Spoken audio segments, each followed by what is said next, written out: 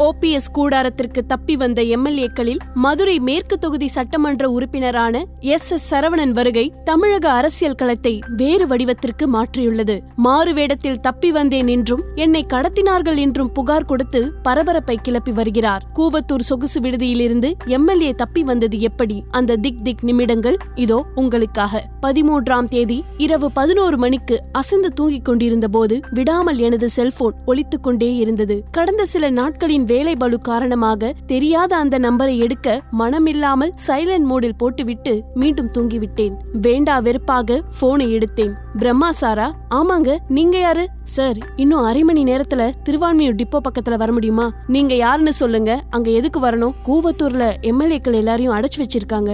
அங்கிருந்து ஒருத்தரை கூட்டிட்டு வர போறோம். நீங்க வந்தா எங்களுக்கு பாதுகாப்பா இருக்கும். வர முடியுமா? என் நம்பரை உங்களுக்கு யார் கொடுத்தா? ஹைகோர்ட் அட்வொகேட் ஒருத்தர் கொடுத்தாரு. அப்புறம் வரும்போது மறக்காம வெள்ளை சட்டை போட்டுட்டு வந்துடுங்க. அடுத்த 15 நிமிடங்களில் திருவான்மியூர் டிப்போ அருகில் இருந்தேன். அந்த நம்பருக்கு டயல் செய்தேன். சார், நான் வந்துட்டேன், ஒரு டீ சாப்பிட்டுட்டு இருங்க, 10 நிமிஷத்துல வந்துடுறோம் என்று மறுமுனையில் இருந்து பதில் வந்தது. 15 நிமிடங்களுக்கு மேலாகியும் யாரும் வரவில்லை. வெறுத்து போய் அந்த நம்பருக்கு மீண்டும் கால் செய்தேன். அப்போது பின்னால் இருந்த ஒரு கை என் முதுகை தட்டியது. போகலாம் சார். என்னை தோளில் தட்டிய நபர் அவ்வளவு நேரம் என் அருகில்தான் நின்று கொண்டிருந்தார். நீங்க தானா? சாரி சார், மன்னிச்சிடுங்க. எங்களுக்கு உங்களை முன்ன பின்ன தெரியாது. தகவலை வேற யாருக்கும் நீங்க சொல்றீங்களான்னு செக் பண்ணதான் உங்க பின்னாடியே நின்னு. இப்போ உங்க சந்தேகம் தீந்துச்சா? தப்பா எடுத்துக்காதீங்க. பல வருஷமா இந்த கட்சியில தான் இருக்கேன். MLA எங்க நண்பர், அவர் தான் போன் பண்ணி வாங்கன்னு கூப்பிட்டாரு. ஆனா எங்களுக்கு பயமா இருக்குன்னு சொன்னோம். பயப்படாதீங்க, நான் பாத்துக்கிறேன், கார் எடுத்துட்டு வாங்கன்னு கூப்பிட்டாரு. இப்ப நீங்க எங்க கூட வரது அவருக்கு தெரியாது என பேசிக்கொண்டே வெள்ளை நிற வேண்டோ கார் அருகில் அழைத்து சென்றார். காரில் இருந்த அவரது நண்பர் ஒருவரை எனக்கு அறிமுகப்படுத்தி வைத்தார். நாங்கள் கூவத்தூரை அடைந்த போது 2 மணி ஆகியிருந்தது. மெயின் ரோட்டில் இருந்து சொகுசு விடுதி நோக்கி செல்லும் பாதையில் செல்ல தொடங்கினோம். தூரத்தில் சிலர் தெரு விளக்குகளை கல்லால் அடித்து உடைப்பது எங்களுடைய வாகன வெளிச்சத்தில் நன்றாக தெரிந்தது. எங்கள் வண்டியின் சத்தத்தை கேட்ட அந்த கும்பல் நேராக எங்களை நோக்கி வந்தனர். வண்டியை நிறுத்திவிட்டு கண்ணாடியை இறக்கினார் முன்சீட்டில் இருந்தவர். அந்த கும்பலில் ஒருவர் எங்கள் முகங்களில் எல்லாம் டார்ச் அடித்து பார்த்துவிட்டு, நீங்க யாரு, இங்க எதுக்கு வந்தீங்க என்றார். நாங்க மதுரை MLA சரவணனை பார்க்க வந்திருக்கோம். அவர்தான் உடுத்துறதுக்கு ட்ரெஸ் இல்லைன்னு எடுத்துட்டு வர சொன்னாரு. நாங்க எல்லாம் மதுரையிலிருந்து வரோம் என என்னை அழைத்து சென்ற நண்பர் அவரிடம் சொல்ல, உடனே அந்த நபர் போனை எடுத்து, சரவணன் MLA-வை பார்க்க அவங்க ஊர்ல இருந்து ஆள் வந்திருக்காங்க, உள்ள விடவா என கேட்டுவிட்டு எங்களை எல்லாம் ஏற இறங்க பார்த்தார். பின்பு போனில் சரி அனுப்புறேன் என்று கூறிவிட்டு போங்க என்று கூறி அனுப்பி வைத்தார். எங்களுக்கு இப்போதுதான் மூச்சு இயல்பாக வந்தது. அதிலும் முக்கியமாக எனக்கு. ஏனென்றால் அந்த கும்பலில் நின்ற ஒருவருக்கு என்னை நன்றாக தெரியும். அவர் சென்னையில் மையப்பகுதியில் பொறுப்பில் உள்ள நிர்வாகி ஒருவரின் உதவியாளர். நான் பின் சீட்டில் உட்கார்ந்து இருந்ததால் என்னை அவருக்கு சரியாக அடையாளம் தெரியாமல் போயிருக்கலாம். அதைவிட முக்கியம், என்னை அடையாளம் காணும் நிலையிலும் அவர் இல்லை. எங்கள் கார் நேராக சொகுசு விடுதி வாசலில் போய் நின்றது. போர்வையை போர்த்தியபடி இருவர் எங்கள் வாகனம் அருகில் வந்தனர். எல்லாரும் தூங்கிட்டாங்க, நீங்க கார்ல இருங்க, விடிஞ்சப்புறம் கூப்பிடுறோம் என்று சொல்லிவிட்டு சென்றனர். தமிழக அரசியல் நிலவரங்களை பேசிவிட்டு தூங்கிவிட்டோம். சரியாக 5 மணி அளவில் நண்பரின் போனுக்கு கால் வந்தது. சரின, உள்ள வரும் என்று பதில் சொன்னவர், வாங்க பாஸ் போவோம், அண்ணன் வர சொல்லிட்டாரு என கூறினார். மூவரும் இறங்கி சொகுசு விடுதி நோக்கி நடந்து சென்றோம். வாசலில் இருந்த சிலர் அவரை வந்து கூட்டிட்டு போக சொல்லுங்க என சொல்ல மீண்டும் அவருக்கு போன் செய்தார் காரில் வந்த நண்பர். அடுத்த 10வது நிமிடத்தில் பர்மடாஸ் டி-ஷர்ட்டுடன் வாசலுக்கு வந்தார் மதுரை மேற்கு தொகுதி MLA ஆன சரவணன்.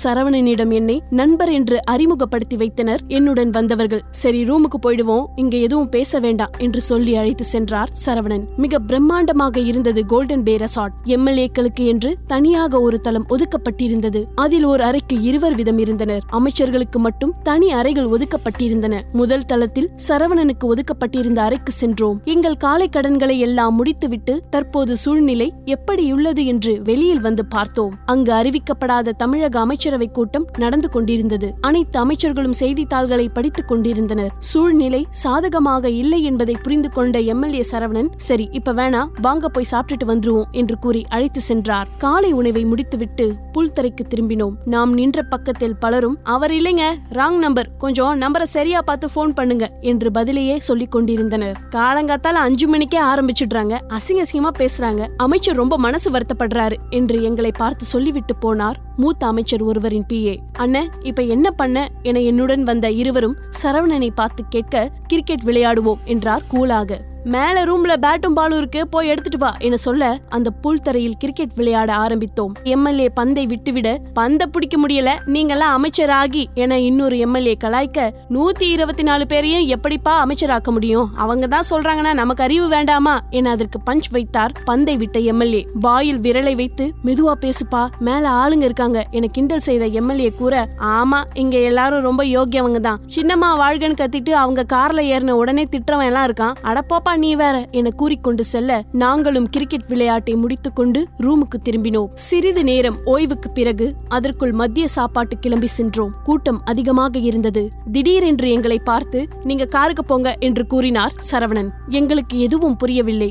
நாங்களும் வெளியில் காரை நோக்கி சென்றோம். அதுவரை கேட்டில் காவலுக்கு நின்று கொண்டிருந்த 10 பேரில் ஒருவர் கூட இல்லை. அப்போதுதான் சரவணன் ஏன் எங்களை வெளியில் போக சொன்னார் என்று புரிந்தது. காவலுக்கு நின்று இருந்த அனைவரும் கரிசோருக்கு ஆசைப்பட்டு சென்று விட்டதால் எங்களுக்கு பின்னாலேயே பர்மடாஸ் டி-ஷர்ட்டுடன் போனில் பேசியபடி எந்தவித பதற்றமும் இல்லாமல் வந்து கொண்டிருந்தார் சரவணன். அங்கு நின்ற ஒரு சிலரும் வெள்ளை சட்டையில் இருந்த எங்களை உற்று உற்று பார்த்தார்களே தவிர சரவணனை அவர்கள் கண்டுபிடிக்கவில்லை. நாங்கள் காரில் ஏறி புறப்பட தயாராகிற நேரத்தில் கண்காணிப்பு பணியில் உள்ள ஸ்கார்பியோ வாகனம் ஒன்று எங்கள் முன்வந்து திரும்பி நின்றது.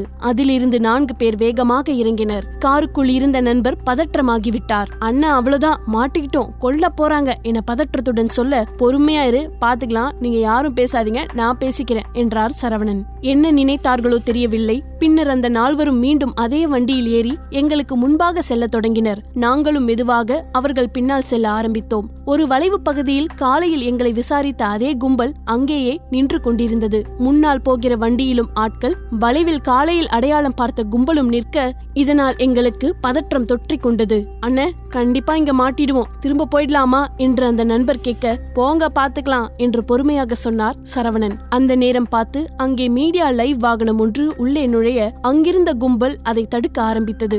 எங்கள் முன்னால் சென்று கொண்டிருந்த ஆட்களும் அதை பார்த்து ஓட, திடீரென அந்த ஏரியா கூச்சல் குழப்பமானது. இந்த சந்தர்ப்பத்தை பயன்படுத்திக் கொண்டு அந்த இடத்தை விட்டு நகர்ந்தோம். அடுத்த 1 மணி நேரத்தில் வண்டி தாம்பரத்தை அடைந்தது. உடனடியாக அங்கிருந்த கடையில் வேட்டியும் சட்டையும் வாங்கி உடைகளை மாற்றிக்கொண்டு கிளம்பினோம். இப்போது நான் யார் என்று என்னை அறிமுகப்படுத்திக் கொண்டேன் சரவணனிடம். இதையடுத்து அங்கே ஒரு பேட்டி எடுத்து விகடன் இணையதளத்திற்கு செய்தி கொடுத்தேன். விகடன் செய்தியை பார்த்தே சரவணன் தப்பியது அங்குள்ளவர்களுக்கு தெரிய வந்துள்ளது. அதற்குள் சரவணன் ஓபிஎஸ் இல்லம் நோக்கி செல்ல, தலைமை செயலகம் சென்றுவிட்டு வந்து கொண்டிருந்த முதல்வர் வழியிலேயே சரவணனை தனது காரில் ஏற்றிக்கொண்டு வீட்டிற்கு சென்று செய்தியாளர்களை சந்தித்தார். அதன் பிறகு தன்னை எடப்பாடி பழனிசாமியும் சசிகலாவும் கடத்தினார்கள் என்று வழக்கு கொடுத்து ஓபிஎஸ் அணியின் துருப்பு சீட்டாக தற்போது மாறி நிற்கிறார் சரவணன். மேலும் இதே போன்ற செய்திகளை தெரிந்து கொள்ள சுட சுட சேனலை சப்ஸ்கிரைப் செய்யுங்கள்.